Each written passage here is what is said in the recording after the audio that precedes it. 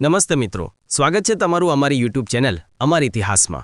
મિત્રો, તમે મહાભારતની ઘણી બધી વાતો સાંભળી હશે અને કઈ રીતે મહાભારતનું યુદ્ધ લડાયું, પાંડવોની જીત થઈ અને કૌરવોની હાર થઈ અને બધા જ કૌરવો મરી ગયા। પણ શું તમે જાણો છો કે પાંડવોનું મૃત્યુ કેવી રીતે થયું?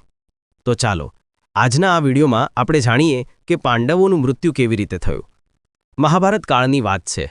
હસ્તિનાપુરના સિંહાસન પર તેમના પુત્ર પરીક્ષિતને સ્થાપિત કર્યા પછી યુગોના સંઘર્ષ અને ધર્મની સ્થાપનાના ભારે બોજમાંથી મુક્ત થયેલા પાંચેય પાંડવો અને દ્રૌપદીએ હવે દેહત્યાગ અને અંતિમ યાત્રાનો નિર્ણય કર્યો। તેમણે રાજવૈભવ છોડીને સાદા વસ્ત્રો ધારણ કર્યા અને ઉત્તર દિશામાં મહાન હિમાલયની ટોચ પર આવેલા સ્વર્ગ તરફ પ્રયાણ કર્યો। તેમની સાથે તેમનો એકમાત્ર સાથી હતો એક સામાન્ય પણ અસામાન્ય કૂતરો। તેમની યાત્રા દુર્ગમ હતી। જેમ જેમ તેઓ બરફાચ્છાદિત પહાડો પર ચડતા ગયા તેમ તેમ તેમના ભૂતકાળના કર્મો અને અહંકારનું વજન તેમને ખેંચવા લાગ્યું। સૌથી પહેલાં દ્રૌપદીનું પતન થયું। ભીમે દુઃખ સાથે યુધિષ્ઠિરને પૂછ્યું, આચાર્ય, દ્રૌપદીએ ક્યારેય કોઈ ભૂલ નથી કરી, તે કેમ પડી? યુધિષ્ઠિરે ગંભીર સ્વરે ઉત્તર આપ્યો, હે ભીમ, દ્રૌપદીને અર્જુન પ્રત્યે વિશેષ પક્ષપાત હતો। મનુષ્યએ બધા પ્રત્યે સમાન ભાવ રાખવો જોઈએ। થોડા ડગલા આગળ વધતા સહદેવ પડી ગયા। યુધિષ્ઠિરે કહ્યું, તેને પોતાના જ્ઞાન પર અભિમાન હતું। તે પોતાને સર્વશ્રેષ્ઠ બુદ્ધિશાળી માનતો હતો। ત્યારબાદ નકુલનું પતન થયું।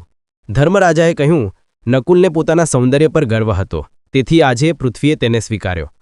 આગળ મહાન ધનુર્ધારી અર્જુન પણ પૃથ્વી પર ઢળી પડ્યા। યુધિષ્ઠિરે કહ્યું, અર્જુનને પોતાની વીરતા પર અહંકાર હતો। તેણે એક દિવસમાં શત્રુઓને નષ્ટ કરવાની પ્રતિજ્ઞા લીધી પણ પૂરી ન કરી શક્યો। અભિમાનનો અંત અનિવાર્ય છે। છેલ્લે પ્રચંડ બળશાળી ભીમ પણ થાકીને પડી ગયા।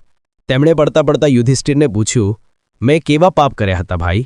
યુધિષ્ઠિરે શાંતિથી કહ્યો, તું ખાવામાં ખૂબ લોભી હતો, વળી તું બીજાની શક્તિને તુચ્છ ગણતો હતો।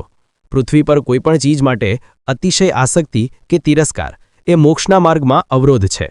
હવે માત્ર યુધિષ્ઠિર અને તેમનો કૂતરો જ બાકી હતા।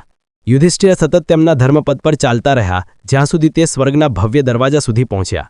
ત્યાં સ્વયં દેવરાજ ઇન્દ્ર પોતાના રથ લઈને પ્રગટ થયા। ઇન્દ્રે યુધિષ્ઠિરને આવકાર્યા અને કહ્યું, ધર્મરાજ, તમારા સત્યના કારણે તમે આ દેહ સાથે સ્વર્ગમાં આવો, મારા રથમાં બિરાજમાન થાઓ। યુધિષ્ઠિરે રથમાં બેસવાનો ઇનકાર કર્યો અને કહ્યું, પ્રભુ, મારા ભાઈઓ અને દ્રૌપદી પૃથ્વી પર પડી ગયા છે। તેમને સ્વર્ગ વિના મારે એકલા સ્વર્ગનું સુખ નથી જોઈતું। ઇન્દ્રએ આશ્વાસન આપીને કહ્યું કે તેઓ પણ થોડા સમય પછી અહીં આવશે।